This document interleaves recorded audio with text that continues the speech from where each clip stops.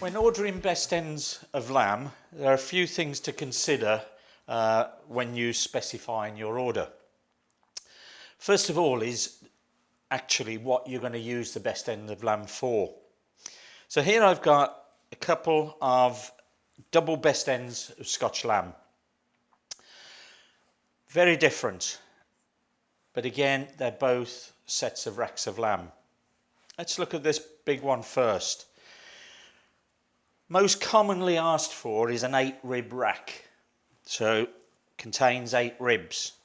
But what you have to take into consideration is that the 8th rib actually contains a large piece of the shoulder blade. Bear in mind the word shoulder. That last rib is a shoulder chop. It's not part of the best end.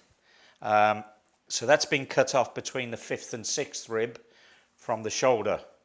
Looking at the smaller one, where we've just got a little wafer slice of the cartilage of the blade, has been taken off between the 6th and 7th. So this is full best end with minimal wastage, whereas this is an 8 rib rack and it's got a huge amount of wastage. Also looking at it is the length of the tail coming from the cutlet, bearing in mind the tail is breast of lamb. So where do we guide our supplier to having the breasts cut off? So let's just take off the racks, just following the bone from where the butcher had actually chined along the bone of the back and the heads of the ribs. So we'll just take one off here,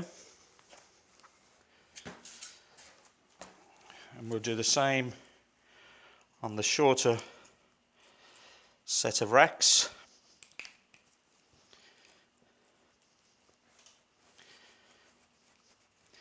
Now it's important as well of letting your supplier know what you're going to be using these for, because it's often that the supplier is left to almost guess what you're going to use them for if you're only just asking for a certain cut of meat. Vast difference, but they are both the same. But again, it's down to the specification. I said earlier about the length of tail and that tail being breast.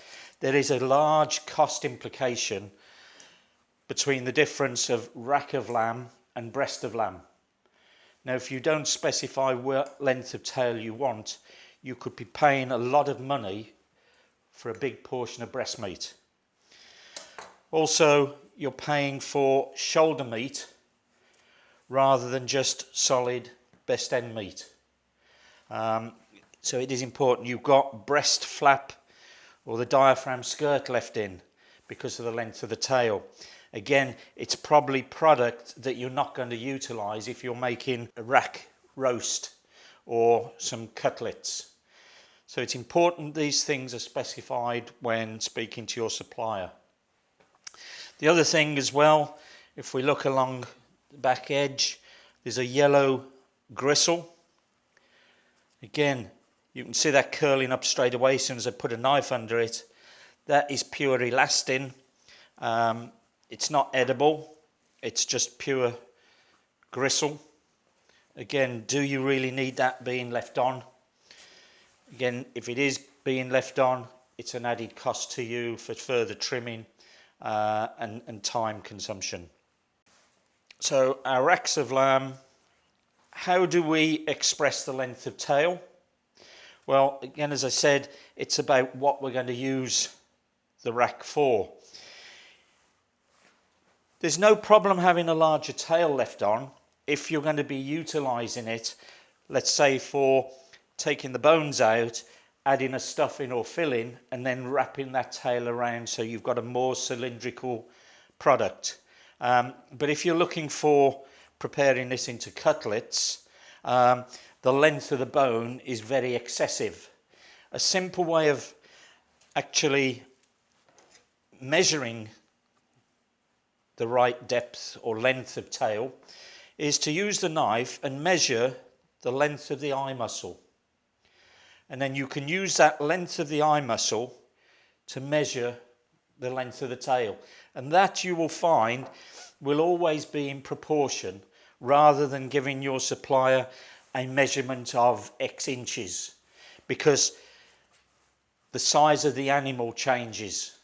It's not a standard product unless you are tightening that specification and saying you want your lamb racks to come off a certain weight and a certain size animal. So the best way is to use what nature's given us and use an eye muscle measurement and say basically once time the eye is enough for a tail. If we're just using a cutlet, it might be that you want twice the size of the eye if you're using it as a roast and wrapping that flap over. So that's just a few points to look for when ordering a rack of Scotch lamb.